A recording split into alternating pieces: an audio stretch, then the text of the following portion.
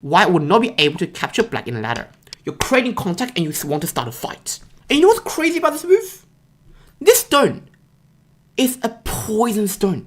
1 decade ago, Lee Sedol was the greatest Go player of all time, and he suddenly retired. For those of you who clicked on this video not knowing what Go is a simple strategy game. 2-player game, and both players fight to the very end to claim as much territory as possible. It is an open world board game, and it is the hardest board game of all time.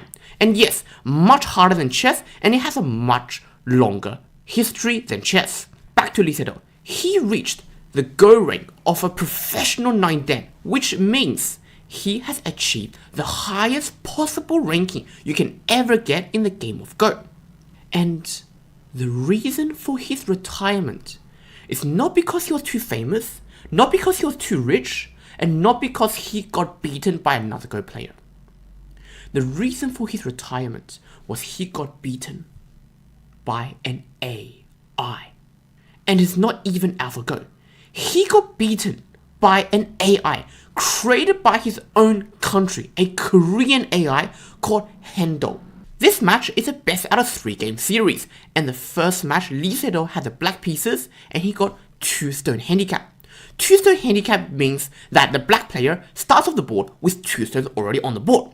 In an even game, the game will start like this. 2 stone handicap, the game starts like this, and white gets to play first. So Handol played the corner, which is a very solid move in the game of Go. Acquiring the corners are the easiest way to make territory. There's already edges along the Go board, which means playing a move around the corner, you can get solid territory very quickly. Now, white plays this move, creates a bigger scale of territory. Black invades and tries to reduce white's ability to make more territory. Now, after a few moves got exchanged, this was an AI-inspired Joseki. Joseki means theory in Go, and usually it is played out in the corner. So they play a few moves, and basically white got this bit of territory. These 2 stones are currently weak. They're not yet dead. These 2 stones can still run away. But instead, black played this move. Lee Sedol played here because he wants to build more territory on the side of the board, while also simultaneously putting pressure on this one white weak stone. Now, white gives up this weak stone and takes the corner territory. This again is a very solid and a very classical Joseki. White gives up this stone and claims black's territory instead. Usually the usual answer is black plays something like this and white plays over here. This is Joseki complete. Or black plays over here and white plays over here, and this is Joseki complete. But in the actual game, Lee Sedol decided to play this move. The point is, he wants to save these 2 weak stones and create a fight early on. Now, in this position, black is still winning by like 12 points on the board because of the handicap stone. So let's keep going. White obviously captures his 1 black stone. Black didn't save the stone, so white gets to capture it. Now, black secures the corner, white approaches the corner, black saves the corner, and put more pressure on this 1 black stone, while at the same time saving these 3 black stones. But now look at white. Look what white just did. The AI is threatening these black stones, while also building a potential for influence toward the center of the board. This move, black claims more corner territory. Obviously, white has to extend, strengthen itself, and white jumps toward the center because these 2 stones are very weak. And for those of you who clicked on this video without knowing what Go is, basically if you get surrounded and you don't have any territory, basically your stones are dead. It's like prisoners of war. You don't have a base, you cannot go back to your base, and you get surrounded by an enemy. That means your stones are officially dead and they'll be removed from the board at the end of the game. So this is exactly what white is trying to do. The AI knew that AI cannot make a base down here because these are black stones, So the only way for AI to save these 2 white stones is to jump towards the center. Now, black makes more territory and white attaches. When you attach next to a stone, it's basically creating contact. You're creating contact and you want to start a fight. Usually, you create your own territory, I make my own territory. Why would you go attach next to my stone? When you attach it next to a stone, generally you are asking for a fight. But here Lee Sedol answered very well because Lee Sedol's black stones are very strong. They have a lot of supporting stones. And this is more of black's corner and black's side of the territory. So that's why AI could not enter the fight. Most of you watching this video, and most of you casual players, including myself, sometimes we just wanted a casual game online, win with a little bit of tricks, and have a fun game and a relaxing time. But in this position, Handol played the move that completely cripples the entire black position. Not with a cut, not with a hane, not with going over here, or not even capping and sealing off these black stones. White played this peep. There's 3 stones around it. And white just plays in the middle, like nothing happens. It's like you have 3 big, bulky security guards. And then all of a sudden, a rando steps in between their conversation and disrupt the entire flow. And you know what's crazy about this move? This stone is a poison stone. It cannot be anchored nor captured. If black tries to use a net over here, yes, white can push and create some weakness, but it's going to help black create a strength on the outside. For example, if white tries to do something like this, black is going to end up sacrificing the 1 stone and build a lot of sickness on the outside. But this is where this white stone becomes a poison. White's not going to save it. White's not going to push. White's just simply going to go over here. This move is a double threat. It threatens 2 things at once. Number 1, it threatens to push down here and capture the 3 black stones. And number 2, if black goes over here, now white is going to push.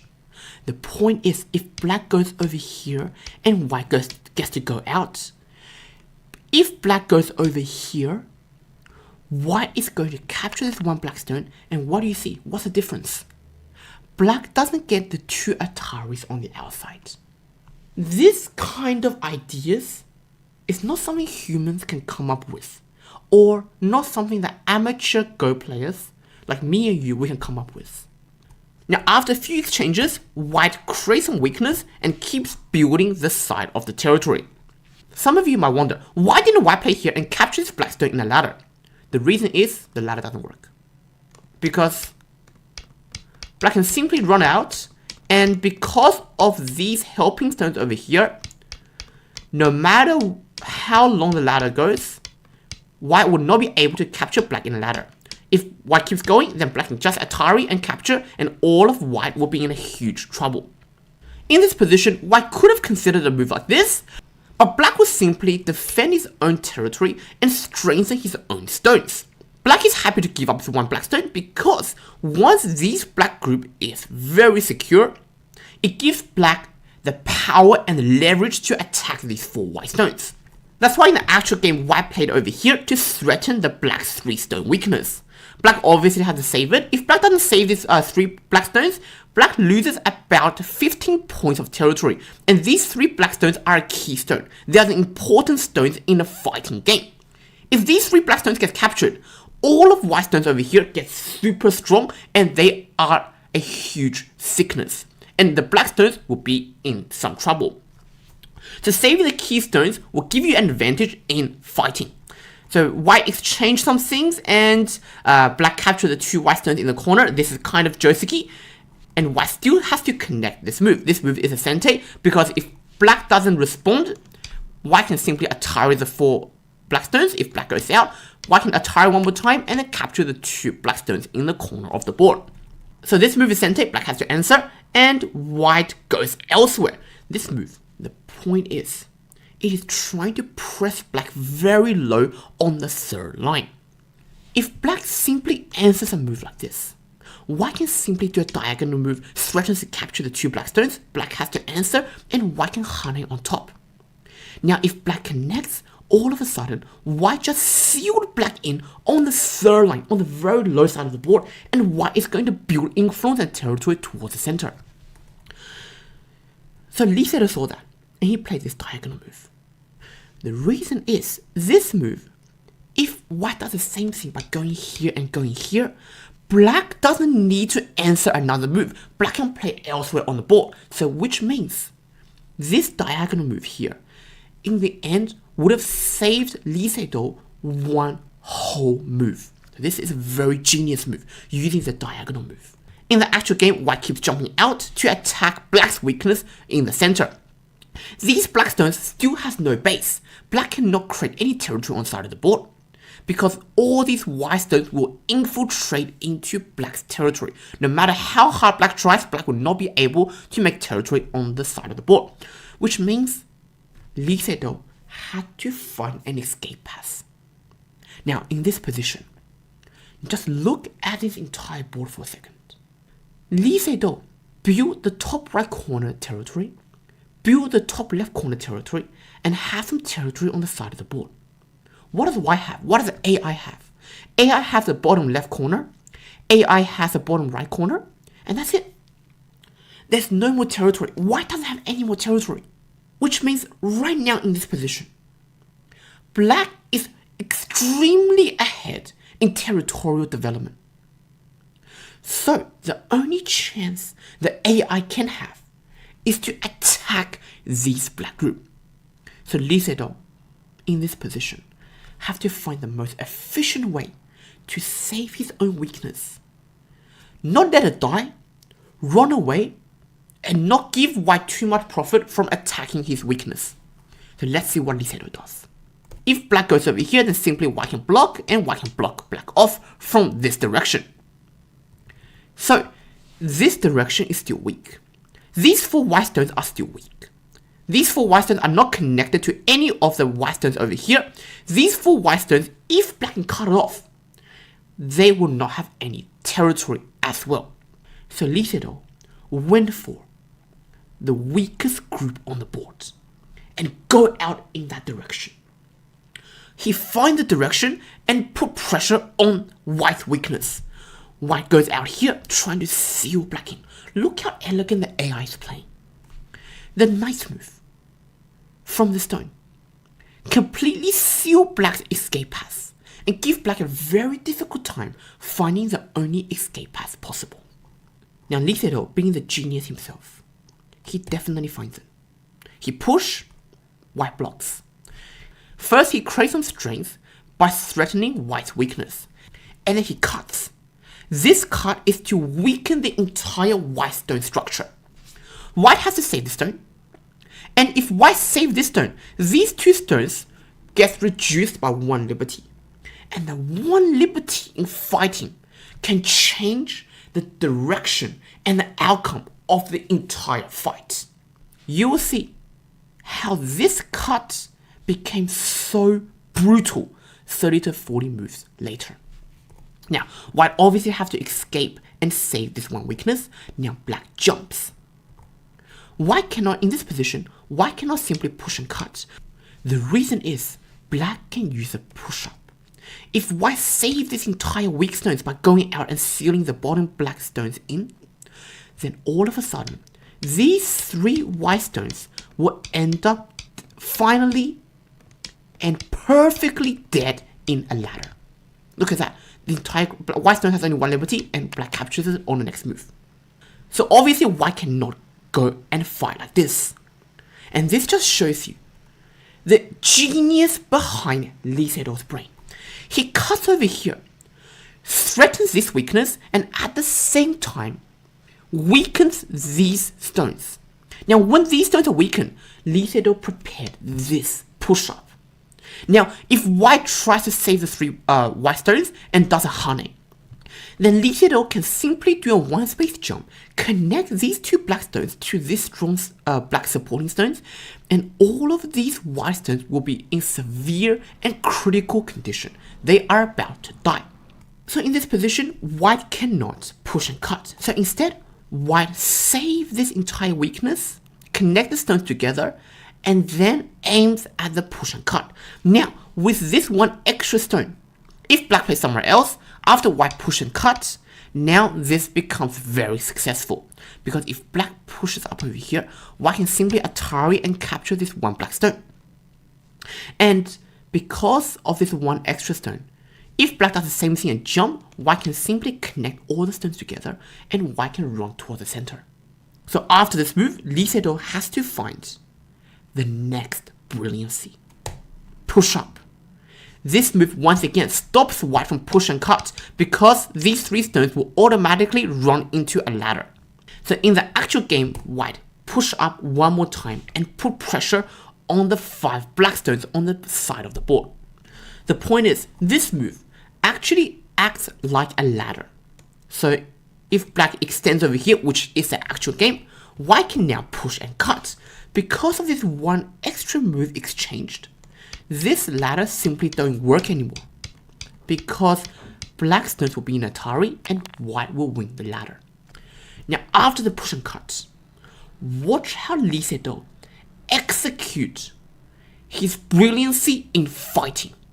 His fighting is what made him a well-known figure and the world champion in Go. First, he plays a nice move. OMG, what is this move? The point is, if white chooses to Atari, black can escape, and this ladder does not work because if you follow my mouse, it connects to the black stone in the corner on the top left of the board. And this nice move, it completely paralyzes the 3 white stones in the center of the board.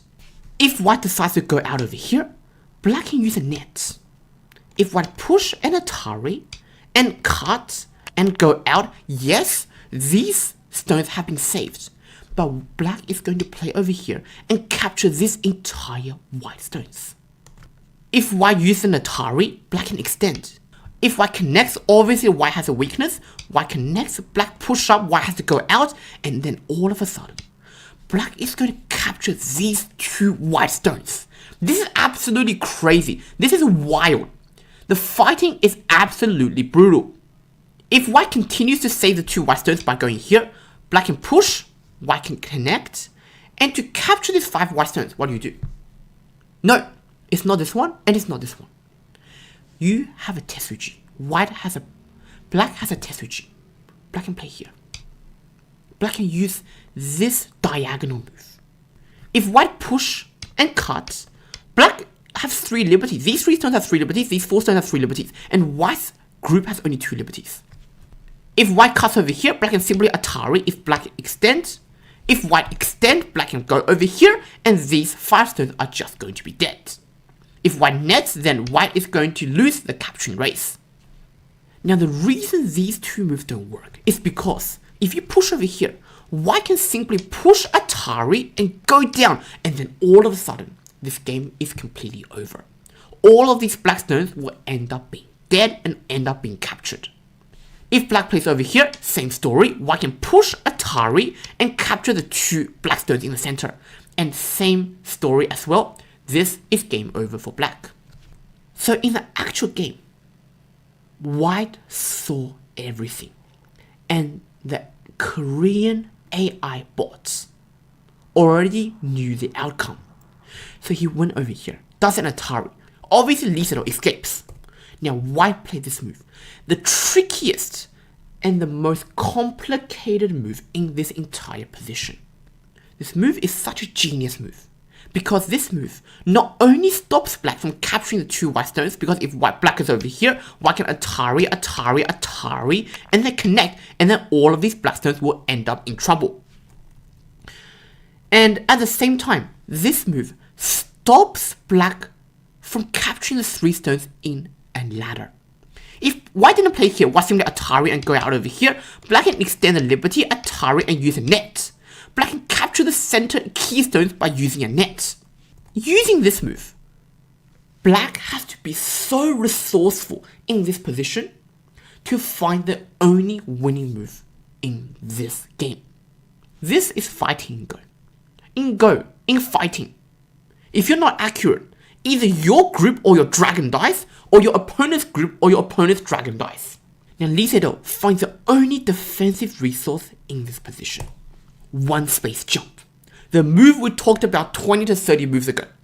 The move that connects the black stones to black's base. Now this move, once again, threatens to cut over here on L4 and capture the entire white 6 stones. Obviously white has to connect, otherwise the game will be over. And now Lee Sedol cuts. You might wonder, what is the difference? What difference does this one peep make? One exchange make? The difference is, if white goes out over here, black is not going to use a ladder to capture the white stones. Black is simply going to use a net. Just like a fishing net, this fish, these white stones, is completely sealed, trapped, and captured. There is no escape. Anything white do, white's just gonna get blocked off, and white's gonna get captured. This ladder we've established, it doesn't work. It's gonna connect to this one black stone.